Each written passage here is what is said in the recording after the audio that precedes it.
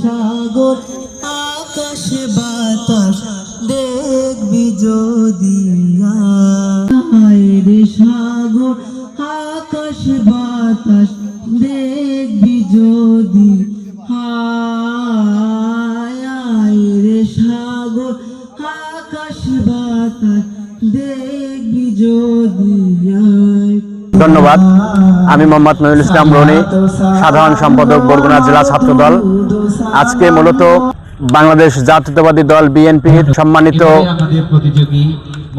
আমাদের অভিভাবক জনাব তারেক রহমানের নির্দেশনায় সারা দেশব্যাপী মাহে রমজান উপলক্ষে আজকে বরগুনা জেলা ছাত্রদল আয়োজিত আজকে কোরআন তেলাওয়াত সহ রোজার হাকিকত, রোজার তাৎপর্য সমূহ, কোরআনের তাৎপর্য সমূহ, কোরআনের বাস্তবিক আক্ষরিক অবস্থা পরিষ্কার হয়েছে মুসলমানের জন্য।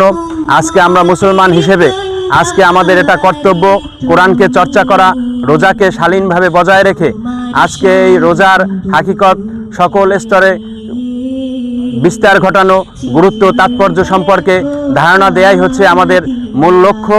এবং আমরা এই রোজাকে সংবেদনশীল করে রোজার মধ্য দিয়ে আমরা আমাদের নিজের ভুলগুলোকে উপলব্ধি করে আমরা যেন সামনে আরও ভালো কিছু করতে পারি এবং সংশোধনের মধ্য দিয়ে আমাদের জীবনযাত্রা, আমাদের সামাজিক কর্মকাণ্ড, আমাদের ব্যক্তিগত কর্মকাণ্ড আমরা যেন সুন্দরভাবে মানুষের মাঝে ছড়িয়ে দিতে পারি, উপস্থাপনা করে দিতে পারি।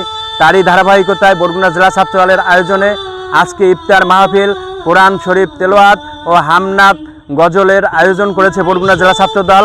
আজকে এই যে ঐতিহ্যবাহী সুরঞ্জনা পার্কের মধ্যে এই যে দৃষ্টিনন্দন একটি সবার জন্য একটি প্রেরণার এবং দেখার মতো একটি পরিবেশ যেই সুরঞ্জনা করে দিয়েছে, সেই সুরঞ্জনায় দাঁড়িয়ে আজকে আমরা বরগুনা জেলা ছাত্রদল আজকে আয়োজন করতে পেরে আমরা আসলেই সন্তুষ্ট।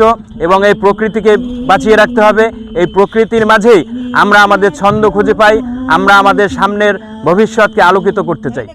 সবাইকে জনাব তারেক রহমানের পক্ষ থেকে ঈদ মোবারক, দেশনেত্রী বেগম খালেদা জিয়ার পক্ষ থেকে ঈদ মোবারক এবং বরগুনায় আগত কেন্দ্রীয় ছাত্রদলের সংগ্রামী সাংগঠনিক সম্পাদক আমানুল্লাহ আমান ও বরগুনার কৃতি সন্তান জনাব সালে আদনানের পক্ষ থেকে, বরগুনা জেলা ছাত্রদলের পক্ষ থেকে বরগুনাবাসীকে, সমস্ত দেশবাসীকে এবং বিদেশে আমাদের মুসলমান ভাই বোনদের সহ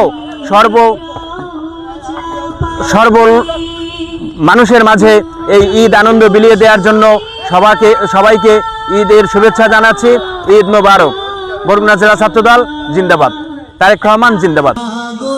আকাশ বাতাস দেখবি যদি আয় সাগর আকাশ বাতাস দেখবি যদি।